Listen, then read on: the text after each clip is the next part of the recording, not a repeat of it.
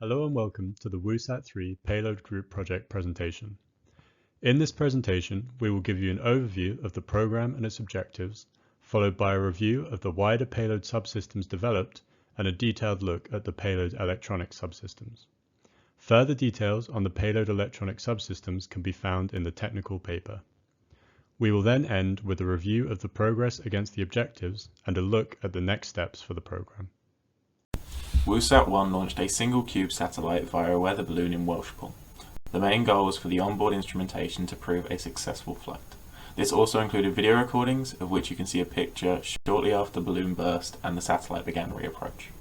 WUSAT-2 also launched a single cube satellite, however this was via the ESA REXUS program. The aim of the mission was to measure the density of gases in the upper atmosphere using light spectroscopy. And this data was transmitted back down to ground control before the satellite was lost into the tundra. This still of the recording shows the REXUS rocket shortly after launch. WUSAT-3 is a 3-unit cube satellite to be launched via the ESA Fly Your Satellite program into low Earth orbit, and it's going to be for 6 months to test a novel wildlife tracking technology. It uses 4 RFID detecting payload uplink antennas and then a synchronized imaging system to deliver tracking information to a ground station via downlink. Below is a schematic of WUSAT-3's mission timeline. We are currently in Phase C, Final Design and Fabrication. This is further broken down into 2 subsections, FlatSat, which we as Team 6 are currently working on, and the engineering model, which we are hopeful that next year's group, Team 7, will be able to start. This year has concerned itself with creating and finalizing designs which are described in detail in the following slides. Due to the impact of COVID-19, our main efforts were reallocated to design rather than fabrication, and it is therefore recommended that next year's team focuses on completing physical manufacturing to complement this year's work, so that the engineering model can start to be developed. The overall project aim for this year was to develop a FlatSat system demonstrator to help move towards a full engineering model. Therefore, each subsystem developed a set of objectives to help reach the same. The objectives are shown in full here. The imaging subsystem planned to develop a mount for the XCAM camera to complete pointing error analysis and environmental tests, and to prototype a demonstrator of the XCAM system. The direction finding subsystem planned to design a prototype of the antenna array and integrate the music algorithm to test the direction finding capability. The payload communication subsystem planned to design a prototype for the deployable antennas and to improve the speed and reliability of the uplink and downlink connection.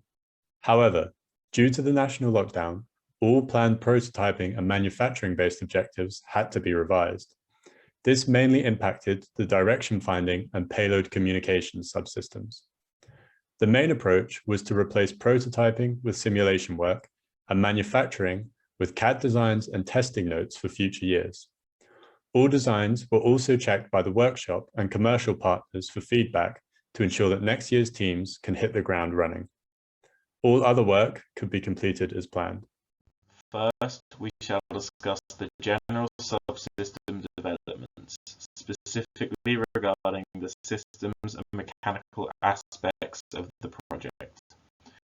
Then we shall discuss the various electronics of the system, the focus of our technical paper. As part of my role as the payload team systems engineer, the requirements were reviewed. An example of developing an existing requirement was the quantification of the system's accuracy to within 50 kilometers. This number justified by industry knowledge. In addition to this, conditions were specified for such performance in daylight and with less than 25% cloud cover, and a systems requirement was then added to the justification section to ensure traceability throughout the requirements.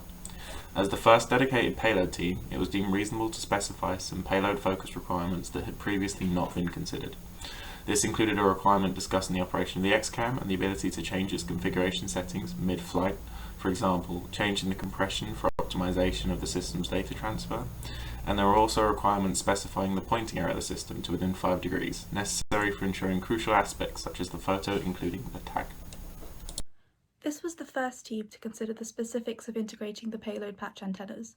The two images on the right show that the existing configuration model entirely fills the Fly Your Satellite dynamic envelope specification. This is the space that's meant to contain all external components under all possible load cases, for instance, launch vibration and acceleration. To resolve this, the side panels were modified to inset the antennas into the chassis, and the internal boards for the electronic power system and onboard data handling had their envelopes respecified to fit with the modified side panels. This process highlighted the severity of the space constraint in this area and showed that all subsequent work would need to prioritize space. There are 4 uplink patch antennas in the CubeSat array which receive the RF signal from the wildlife tags. 2 are statically fixed on the nadir-facing panel, and 2 are deployed from the side panels. A new payload uplink antenna was selected from Abracon with a frequency of 915 MHz. This antenna is pre-mounted onto a PCB with RF coaxial connections. This simplifies the wiring and reduces the overall thickness of the antennas to fit in the dynamic envelope. The ideal placements of the uplink antennas were then investigated to clarify work from previous teams. This revealed that their ideal placements, as shown by the hexagon image, do not fit with the CubeSat dimensions. A new configuration was developed and sent to our commercial partner Roke for review on the impact on signal gain. However, the new placement introduced unwanted interference and was complex to model. Therefore, this will require close work with Roke in the coming years. Aluminium mounts were then designed for both the static and deployable antennas. The static mounts are designed with several mounting variants to ensure they can fit around other components once the configuration has been finalized. The deployable mounts are designed to interact with the hinge deployment mechanism and guide the antenna cables. A thin frame is used to secure the antenna without significantly increasing its thickness. Both mounts were deemed manufacturable by the engineering workshop and designed to fit within the allowable dynamic envelope. Finally, a simulation of antenna deployment was completed to estimate the torsion spring stiffness and the forces applied to the antennas during release. A preload was applied to the springs to ensure the antennas are held in place once deployed, and the forces from the deployment on the antenna body were noted. The results of this simulation were then used to inform later studies. The antennas are kept in place by a redundant holding cable and are released by a burn wire. The mechanism shown here was selected from a literature review of CubeSat deployment mechanisms with flight heritage. This mechanism was designed in 2012 to be manufacturable by student CubeSat teams and was used successfully in space in 2014. However, as manufacturing and testing become available to us, it would be advantageous to simplify this design, aiming to remove moving parts. This mechanism works by heating up a wire to cut through a cable that holds the antenna down. The burn wire is spring-loaded, both to pass cleanly through the holding cable and to absorb creep. There are 2 mechanisms for redundancy, with the second cut being activated if a contact switch under the antenna's holding tab is not released. Accounting for manufacturing tolerances, there is just 0.1 mm remaining for movement or deformation under load.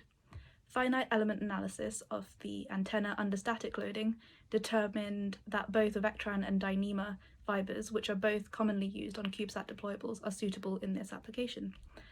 However, further analysis of dynamic loading for a more complete model will likely lead to higher tension and higher stiffness springs being used, because even if the antennas don't impact the launcher or exceed the dynamic envelope, it's still a problem if they vibrate against the CubeSat chassis. Initial thermal expansion testing proved clearance concerns with the insert of the deployable antennas. This was flagged to the design engineers, and collaboratively, iterative design changes and testing were used to increase its clearance. The final design proved that even under maximum possible flux conditions, the minimum clearance remained above a millimeter, significantly reducing concerns of jamming. In addition to this, during testing for clearance, a potential pointing error contributor was identified. It was noticed that due to the asymmetry of the mounting, one side of the antenna is displaced more than the other side, inducing a tilt relative to the nadir-facing plane of the satellite.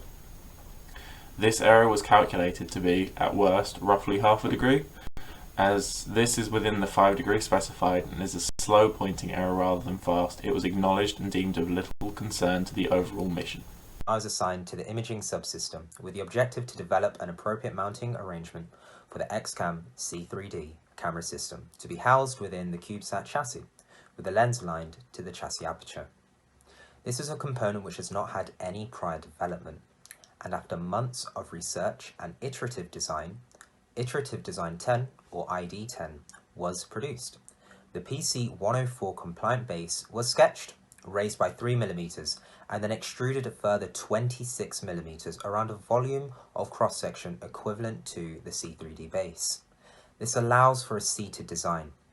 Holes were cut, as can be seen on the bottom left photo, where the material would be too thin on the front right face, for computer connections, as can be seen on the base, for the field of view of the camera module, as can be seen on the front left face, for mounting rails, as can be seen on the base, and for chassis fixtures, which can be seen on the front left and back right faces. The chassis fixtures are now conveniently in line with the same screw placements as the solar panels, so this design doesn't place any burden on any other subsystem. These are on opposing faces as to restrict ID10's movement, and therefore the camera movement, to 0 degrees of freedom. The C3D sits securely upon ID10's base, with M3 sized PCB mounting rail holes aligned so that these both stack onto the satellite's chassis PCB rails. This limits movement to the Z-axis translation, or to 1 degree of freedom only. This, along with other components, are stacked above and below the imaging subsystem to act as a secondary securing method. The CAD model is built with 0.1mm tolerances and with gaps between ID10 and the camera mount to cater for ISO 2768 tolerance standards during future manufacture.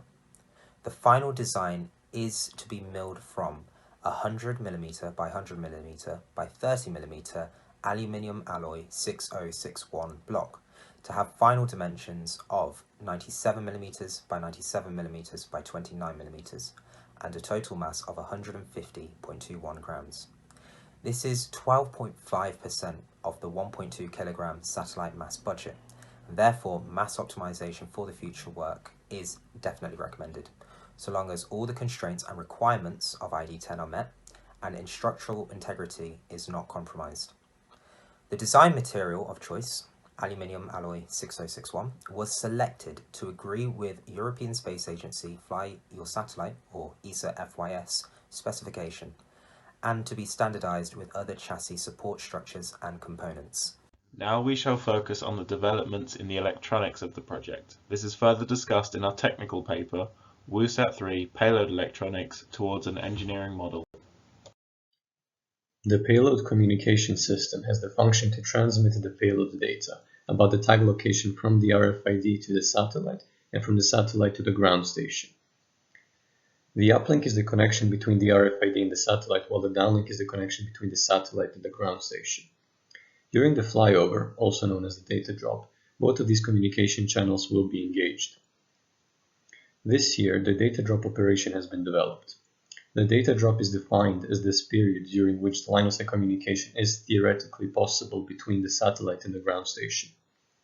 On this diagram, that is the satellite traveling from P alpha to P omega, while PS is the base station. During this period, the satellite is to downlink the payload data obtained from the previous flyover.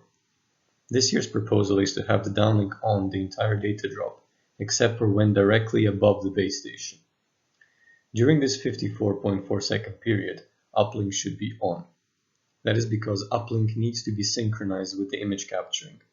The tag will be next to the base station for simplicity of the project, and the image of it can only be captured within this small 54.4 second window. The methodology behind the number can be found in section 3 of the technical report. This current uplink-downlink coexistence proposal is based on both the current and the future operation requirements. As of now, there is enough margin in the power budget to support both uplink and downlink being on for that short uplink window. Similarly, the downlink data rate requirement has been calculated this year to be 0.8 megabits per second, which is lower than previously anticipated.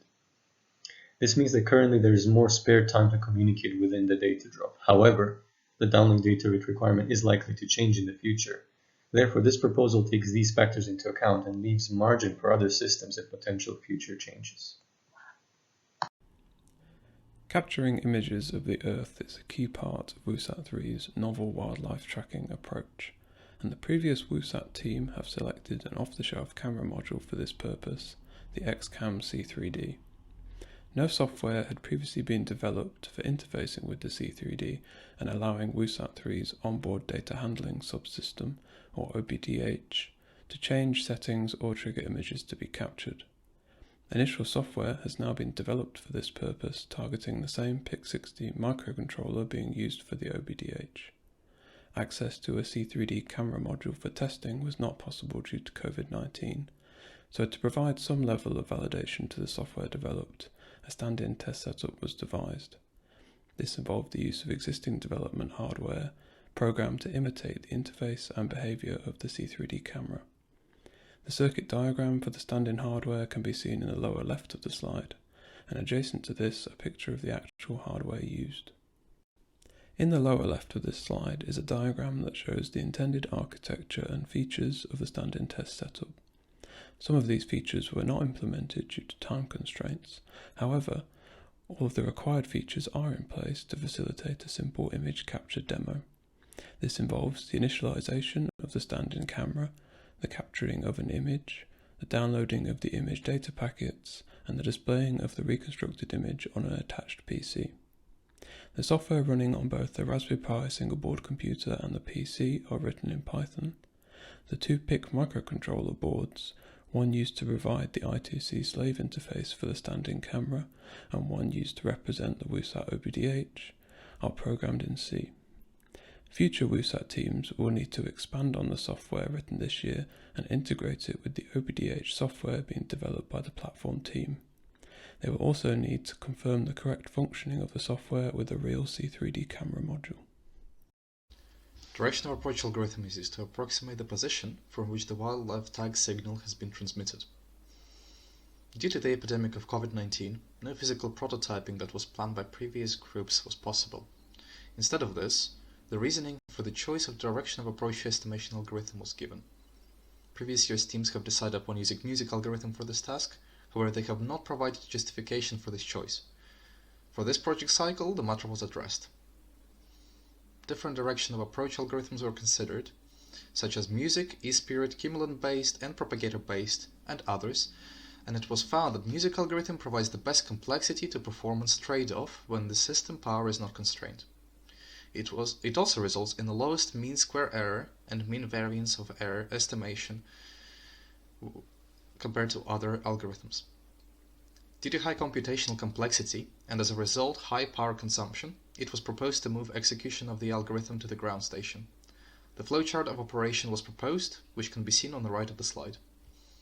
The satellite captures signal transmitted via the wildlife signal tags and stores data in onboard memory until the downlink sequence is possible. During it, the satellite transmits data to the ground station, where music algorithm can be implemented without concern for computational and power demands. As a result of these calculations, direction of approach estimations are found. By executing the algorithm in 2 dimensions, the estimate of location where wildlife tag may be found. Music algorithm is heavily dependent upon the parameter values of the system. The most important include the number of receiving antennas in the communications array and spacing between the array elements. With more antennas providing more accurate estimations, however, it creates higher computational demand as more data must be processed. Figure A shows the effect of increasing the number of elements in the array on the overall performance, with higher number of antennas providing less variance in the final estimation. Spacing between array elements is another important design parameter that must be considered. Figure B illustrates the estimation at different array spacing, with the distance of half of the signal wavelength being the optimal spacing between receiving antennas. As the spacing reduces, the estimation becomes less accurate. Both of these parameters are limited by the physical dimensions of the satellite. As a result, it is not possible to place many antennae on the array and provide them with optimal spacing. It is therefore heavily encouraged that the next year's team working on this project will create a physical prototype that can be tested and determine the quality of estimation with the limitations imposed. Another important system parameter that must be considered, although not applicable to the current stage of the project, is position estimation of multiple tag sources. If a secondary tag is added, it must be uncorrelated to the first tag signal. Figure C and D show the estimation of direction of approach of two correlated and uncorrelated signals respectively. As can be seen on figure C, when both signals are correlated, quality of estimation suffers.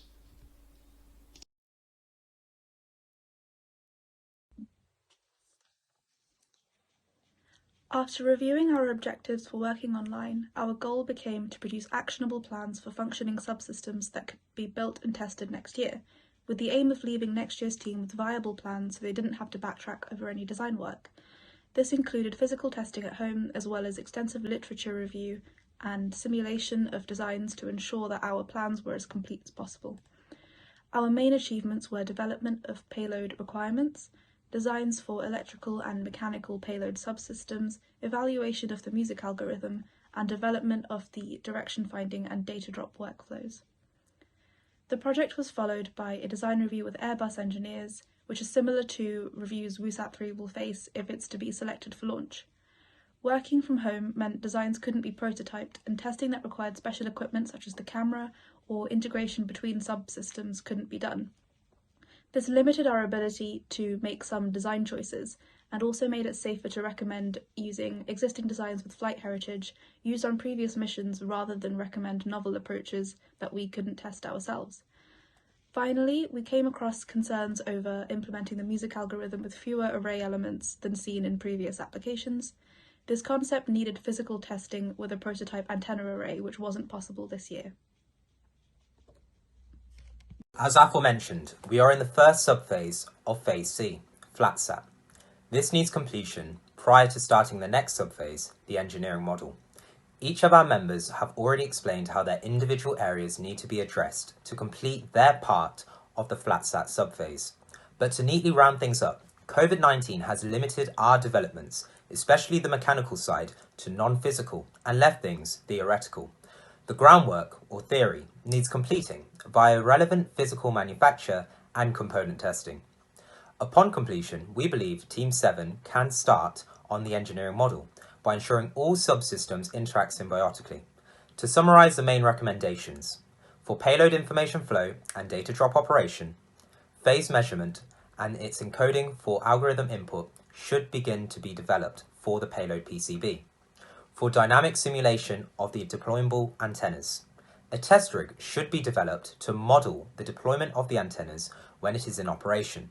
Similar tests conducted in 2016 by Team 1 noted there were larger oscillations in the antenna positions and longer settling times for the validation tests due to elastic deformation of the antenna. For camera stand-in hardware and software, C3D PIC commands for payload priority data receive, payload SPI data transfer, and payload shutdown require development and implementation. For the camera mount design, the camera mount design requires mass optimization, achievable by cutting out sections of the design which do not contribute to function or structural integrity maintenance. Early predictions estimate mass reductions of 75% are possible from the current design ID10. For music algorithm characteristics, researching the use of the music algorithm to minimize estimation error due to small number of satellite array elements would be useful. Thank you for watching our presentation. We hope you found it as insightful as we have working on this project.